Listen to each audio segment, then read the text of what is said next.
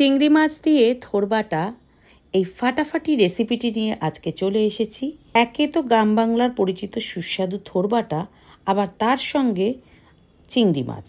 আর চিংড়ি মাছ ভালোবাসে না এমন কেউ নেই, তাই যারা থোর খেতে পছন্দ করে না তাদেরকেও যদি চিংড়ি মাছ দিয়ে এই রেসিপিটি তৈরি করে খাওয়ানো যায়, আঙুল চেটে চেটে খাবে, গ্যারান্টি দিয়ে বলতে পারি।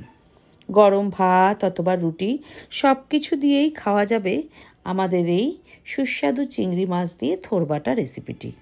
তাহলে চলুন বন্ধুরা, আজকের রেসিপিটি কিভাবে করছি দেখে নিই। নমস্কার বন্ধুরা, আমি কাকলি, ফুডিতে মুডি চ্যানেলে সকলকে স্বাগত জানাচ্ছি। আমরা সকলেই জানি কলার কাণ্ড, যেটাকে আমরা থোর বলে থাকি এবং থোর বলেই খেয়ে থাকি, তার অনেক লেয়ার থাকে। সেই লেয়ারগুলোকে এভাবে ছাড়িয়ে ছাড়িয়ে নিতে হয়। তারপরে থোরটাকে ছাড়িয়ে নেওয়ার পরে রিং রিং করে এভাবে কেটে নেব।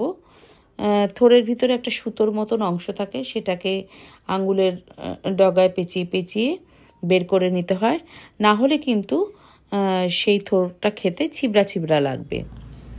রিং রিং করে কেটে নেওয়া থোর জলে ভিজিয়ে রাখছি যতক্ষণ না পর্যন্ত থোরটা বাটবো।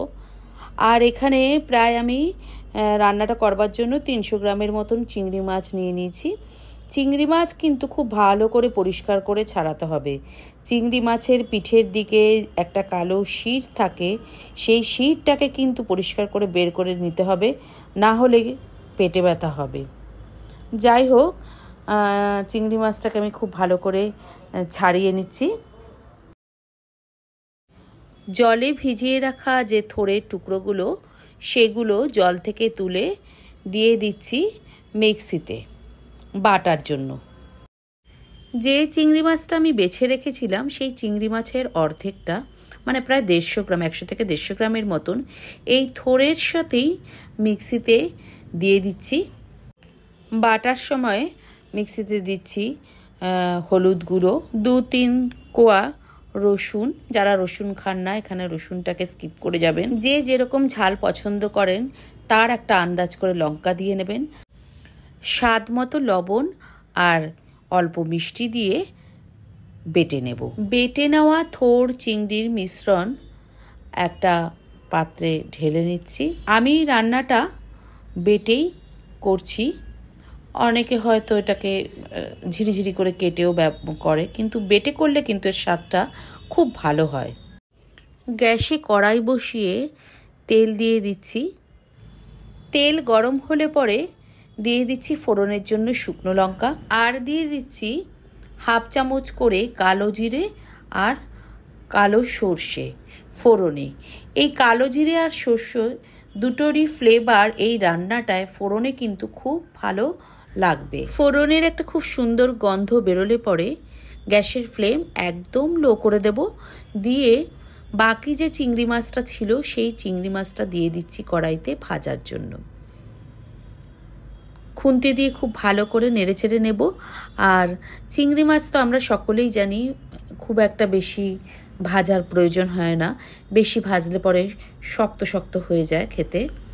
ভাজার সময় লবণ দিয়ে নিচ্ছি, আর গোটা 2 কাঁচা লঙ্কা দিয়ে নিচ্ছি। লঙ্কাটাকে ভাঙবো না, কারণ কে কীরকম ঝাল পছন্দ করে তার আন্দাজ করেই কিন্তু লঙ্কার ব্যবহার করা উচিত যে কোনো রান্নায়। বাড়িতে ছোট ছোট বাচ্চারাও থাকে। আমি যেহেতু লঙ্কা বেটেছি, তাই এখানে গোটাই ব্যবহার করলাম। এবারে কিছুটা নারকেল কোড়া, যেটা আমি আগেই কুড়িয়ে রেখেছিলাম, সেই নারকেল কোড়া দিয়ে দিচ্ছি। চিংড়ি মাছের সাথে এই নারকেল কোড়া একসাথে ভেজে নেব। গ্যাসের ফ্লেম খুব একটা বাড়াবো না, ওই লো টু মিডিয়ামে রেখেই ভাজবো। আমরা তো জানি চিংড়ি মাছ আর নারকেল দুটো একে অপরের সাথে খুব ভালো যায়। নেড়েচেড়ে নিয়ে দিয়ে দিচ্ছি এর মধ্যেই 1 চামচ করে জিরের গুঁড়ো আর ধনের গুঁড়ো, আর দিয়ে দিচ্ছি হলুদ গুঁড়ো, সঙ্গে 1 চামচ লাল লঙ্কার গুঁড়ো। সমস্ত মশলাগুলো ভালো করে এই নারকেল আর চিংড়ি মাছের সঙ্গে নেড়েচেড়ে নেব। দেখুন, নারকেল দেওয়াতে যেটুকু তেল ছিল, মানে চিংড়ি মাছ ভাজার সময় তেল ছিল, নারকেল দেওয়াতে পুরোটাই কিন্তু টেনে গেছে।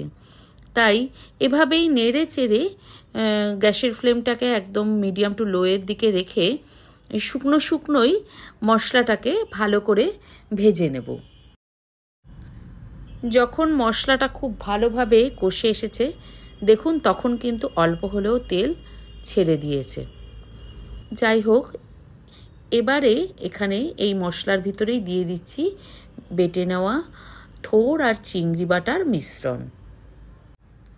থোড় আর চিংড়ি বাটার মিশ্রণ কড়াইতে দিয়ে দেওয়ার পরে খুব ভালো করে কিন্তু মিশিয়ে নেব খুন্তি দিয়ে নেড়ে চেড়ে, কারণ মশলাটা তো কষেই ছিল। গোটা গোটা চিংড়ি মাছগুলো রয়েছে, তার মধ্যে নারকেল রয়েছে, এগুলো যত ভালো করে মিশিয়ে নেওয়া যাবে যে তত ভালো কিন্তু স্বাদটা হবে। কারণ এই থোড় বাটার মিশ্রণটা একটু জলো জলো রয়েছে এবং গ্যাসের ফ্লেম বেশি না বাড়িয়ে না ঢেকে এটাকে এই থোড় বাটার মিশ্রণটাকে টানিয়ে নেব মশলার সাথে। এই থোড় বাটা যে টানানোটা সেটা কিন্তু বেশ কয়েক মিনিট অপেক্ষা করতে হবে। ধীরে ধীরে শুকনো হয়ে আসবে এই মিশ্রণ। যত ভালো জাল হবে তত ভালো কিন্তু এর স্বাদ। অনেকটাই টেনে এসেছে, তাই একটু আন্দাজ করে বুঝে লবণের ব্যবহার করে নিচ্ছি, কারণ বাটার সময় আমি সামান্য লবণ দিয়েছিলাম, আবার চিংড়ি মাছ ভাজার সময়ও কিন্তু সামান্য লবণ ব্যবহার করেছিলাম। দিয়ে দিচ্ছি স্বাদ মতন মিষ্টি। মিষ্টিটা দেওয়ার পরও ভালো করে নেড়েচেড়ে নেব। বন্ধুরা, আমি এর আগে থোড় বাটা দিয়ে চিংড়ি মাছ দিয়ে থোড় বাটার আমি চপ করেছিলাম কোনো একটি ভিডিওতে। যদি আপনারা কেউ দেখে না থাকেন, নিচে ডেসক্রিপশন বক্সে দেওয়া থাকবে লিঙ্কটা, আপনারা গিয়ে দেখে আসতে পারেন। দেখুন, পাক করতে করতে কিন্তু অনেকটাই থোড়ের জলভাবটা টেনে গেছে, মানে শুকিয়ে এসেছে এবং কড়াইয়ের ধার থেকেও কিন্তু লেগে লেগে যাচ্ছে। তার মানে অলমোস্ট আমাদের হয়েই এসেছে রান্নাটা।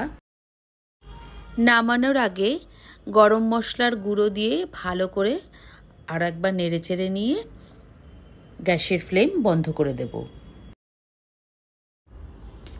গরম গরম ভাত কিংবা রুটির সাথে এই চিংড়ি মাছ দিয়ে থোড় বাটা এক কথায় কিন্তু অনবদ্য একটা খাবার। আর আমার বাড়ির সকলেই চেটেপুটে, আঙুল দিয়ে চেটেপুটেই খাবারটা খেয়েছে।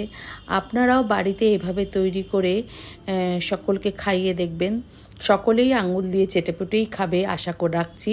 যদি আমার এই রান্না করা ভিডিওটি ভালো লাগে তাহলে ভিডিওটিকে লাইক, শেয়ার এবং চ্যানেলটিকে সাবস্ক্রাইব করে দেবেন। পাশের বেল আইকন প্রেস করে দেবেন যাতে করে নতুন কোনো ভিডিওর নোটিফিকেশন আপনাদের কাছে চটজলদি পৌঁছে যায়। দেখা হবে নতুন কোনো ভিডিওতে, নতুন কোনো রেসিপির সঙ্গে। ভালো থাকবেন, সুস্থ থাকবেন, অবশ্যই অবশ্যই আমার সঙ্গে থাকবেন। ধন্যবাদ।